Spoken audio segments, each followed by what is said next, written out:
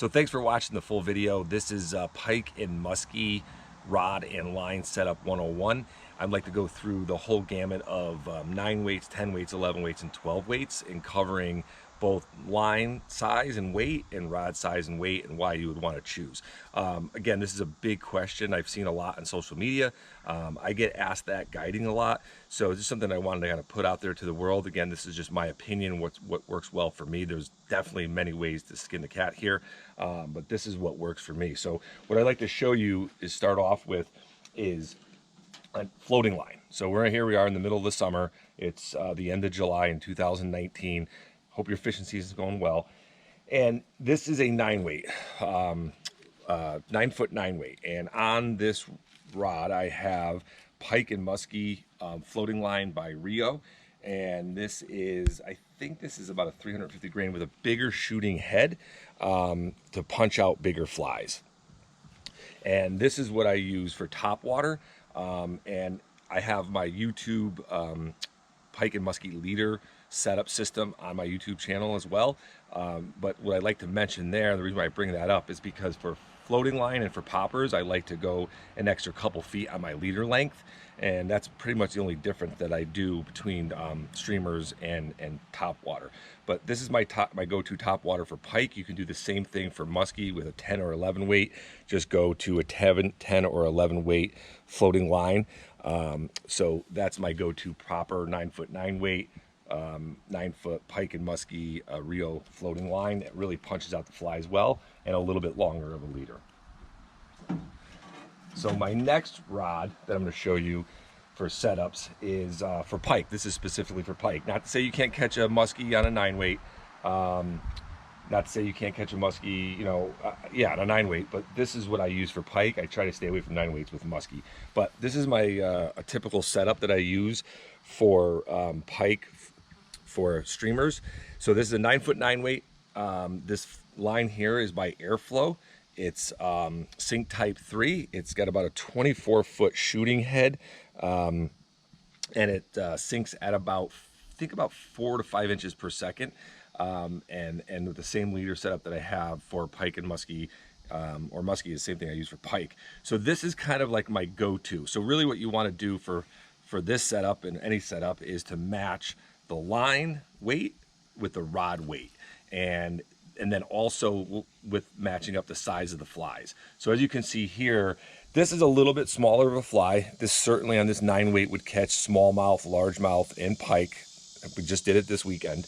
And this here, you can throw, this is a smaller fly, but you certainly can throw, my typical articulated, it's about 6-7 inch pike fly on this 9 weight. You really don't want to throw this on a 9 weight. This bigger fly, bigger articulated musky fly would really kind of overload this rod. You're not going to get a good cast. So you don't want to use that, but you can certainly go up to, on a 9 weight, to a fly this size, or even a fly this size that's, made by with bucktail and feathers and flash. That's a little bit on the lighter side. So that's my 9 weight.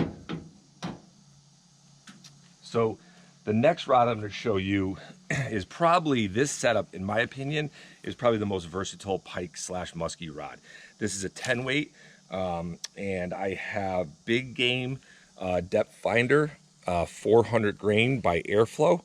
And this is my go-to fly line for bigger streamers for pike and musky. And this has about, I think the Airflow has about a 24-foot or 30-foot shooting head. I always take off a couple feet, 3 or 4 feet on this shooting head. It allows it to kind of punch it out a little bit better. But as you can see with this 10 weight, 9 foot 10 weight, 400 grain, this is my streamer rod, and this is Big Game Depth Finder by Airflow. As you can see, that's a good size fly. And I've caught plenty, and clients as well, we've caught plenty of pike and musky on flies about that size. This is a brush fly head with articulation with some bucktail and some feathers off the back. And this fly has caught both plenty of pike and musky that size. Now, with this 10 weight, like I said, this is probably your good all-around rod. You can definitely get away with throwing, a little bit bigger fly on this 10 weight. You can even throw this bigger, what I would consider more of like an 11 or 12 weight fly on this 10 weight. although you're not going to want to throw that all day. This will wear out your arm on this size rod, but I've certainly done it, and you can do it. It just takes a little bit extra effort, but you can certainly do that. So this is my 10-foot or 9-foot 10 weight setup for pike / muskie. This is a great all-around setup with the 400 grain depth finder by Airflow. Now we're gonna get into the little bigger boys. All right, so we're gonna go through a 10/11. It's more like an 11, and then a 12 weight. So this 10/11 weight, this is made by Chippewa River Custom Rod, Tommy Shank. He sells them out in Wisconsin. And this 10/11 weight also has 400 grain on it. I have 400 grain on this rod, and I can throw bigger flies on this. This 10/11, I can throw flies like this all day long. I can throw flies like this on it all day long. And this 10/11 really punches out this 400 grain big game depth finder by Airflow. And this is also a good all-around rod for pike and muskie. Little heavy on the pike, but what I like about that is that if I am out pike fishing and my clients or myself, I'm out for fun and I want to throw big flies like this 10/11 weight will do it all day long, and it will punch out this line. The beautiful thing about this rod specifically, this 10/11, you can beef up the line on this. You can go from 400 grain depth finder, big game depth finder by Airflow, to 500 grain, and I've done it, and I do it, especially when I'm guiding out in Wisconsin in the fall, or even guiding for pike here in the Northeast, and I want to put on big flies for a couple hours. I'll have 500 grain on this 10/11, and it punches out just fine. It takes a little bit more of an advanced caster to kind of dial that timing in, but it works really well. So the last one that I want to go over is, this is a 12 weight. So this 12 weight, this is also by Tommy Shank, the Chippewa River Custom Rods. And this 12 weight has 500 grain big game depth finder by Airflow. Like I said, it's about a 24-foot shooting head. Don't quote me on that, it's around there. But this 12 weight, I have two of these, and I have 500 grain on this one, and I have 700 grain on another one. And it's both Airflow big game depth finder. And the 500 grain with this 12 weight, will punch out. As you can see, this fly is a little bit bigger than even this fly, and a hell of a lot bigger than that fly. So I can use this 12 weight, and I can cast this big fly with 500 grain all day long. And I've also, when I was down in Kentucky this past spring, and caught a 48, a 46, a 45, and a 38 muskie in one day. I hit the lotto. I used this 10/11 weight with 500 grain on it, and I was throwing flies that big. So it did wear out my arm, but I was only down there for 2 days, so I came home with a sore arm, big deal. But this 12 weight, as you can see, is matching up the size of the fly. So really, ultimately, what you're trying to accomplish with pike and muskie fishing is a few things with rod and line setup and fly size. You really want to match that whole spectrum of rod, line, and fly. So, like I said, if you want to throw a fly like this on, you could even throw this on an 8 weight, but a 9 weight or 10 weight, totally do fine. And then, you don't want to throw a fly this big on a 9 weight as much. You could get away with it, but you're just not going to, the rod's not going to load properly. You're not going to get a great cast, and you're going to really wear out your arm.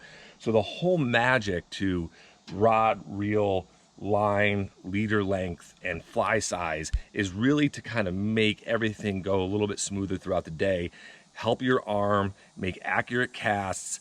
When you hook a fish, get that fish to the net in a healthy manner. Don't burn them out for 3 or 4 or 5 minutes, because these pike and muskie do not need to fight them for more than sometimes 30 seconds to maybe a minute and a half. So it's just really conducive for yourself and for the fish. But I really appreciate you checking out this video. If you have any questions at all, feel free to email me at pogopike@gmail.com, comment below, and if you don't mind, please give me a subscribe on my YouTube channel. Thanks so much for listening, and hope everything's going well here for you in 2019. So one thing that I do want to mention is about depth of the water that you're fishing. Some rivers, might be 3, 4, 5 feet on average. Some might be 8 to 15 to 20 feet on average. And then you have lake fishing and things of that nature. So one thing that I didn't cover that I want to kind of just go over really quickly is line control with depending on the depth. So let's say you have in this case, a 9 weight with 300 grain. This sinks at 4 or 5 inches per second. And you're in a 4 or 5 foot body of water or you're targeting the fish in 4 or 5 feet, there with this line, this sinks at about 4 or 5 inches per second. You might make your cast, let it sink a couple feet and start your retrieve as you're pausing it coming back. And then you can control the rod to then control the depth that you want to fish at which part of the water column. So obviously if you're with this rod here that sinks at 3, 4, 5 inches per second, if you end up coming down the river or you're in a part of a lake where you want it to get to 7 you want this fly with this setup 9 foot 9 weight with kind of a sinking line that you want to get maybe down into like 7 or 8 foot range, then you might want to slow your retrieve down and stick your rod tip deeper in the water. So I just call that line control within the water column that you want to target. So this is like I said, a 9 foot 9 weight with about 300 grain, and you can then let that sink at certain rates. So with that being said, here I have as I went over earlier, here I have a 9 foot 10/11 weight with the Airflow Big Game Depth Finder on. This is 400 grain. This sinks at about 6 to 7 inches per second. So if I'm in 4 or 5 feet of water or 3 feet of water, obviously to control the depth of this, you'd want to then put your rod tip out of the water a little bit further, strip a little faster, versus if you get into a section of the river or lake that you want to get deeper, this gets down quick. So then you could obviously cast out, stick your rod tip in the water as deep as you'd like, let it sink for 10 seconds, 5 seconds, wherever the depth is and whichever part of the water column that you want to hit, and then you make your retrieve accordingly. The other thing that I want to mention that I didn't go over today is intermediate lines. There are plenty musky and pike people that use intermediate lines, and those have a place too. I personally don't use much intermediate. I use line control with how I set up my rod tip, either in the water, out of the water, how long I let it sink, and how I want that retrieve. Because you always really have to kind of use your imagination when you're out there on the water fishing for esox, meaning like you kind of know what the bank looks like, you know what the weed line looks like in a lake or a river, and you want to get it in that strike zone and just around that strike zone where you think they're holding. That's where your imagination comes into play. That's where using different lines or using line control depending on what you're trying to do, because it's not always one way to skin the cat here. You might cast out at the edge of the bank and it might be 2 feet, so you have to kind of strip it real fast for the first 10 or 15 feet. And let's say you make a 70-foot cast or a 60-foot cast, and then you want to stick the rod tip deeper and kind of let it come through the water column. So that's a little bit about line control depending on whether you're using 300 grain, 400 grain, 500 grain, or even 700 grain. And that's just something I wanted to share with you that I think is a good tip to kind of put into practice and see how it works for you.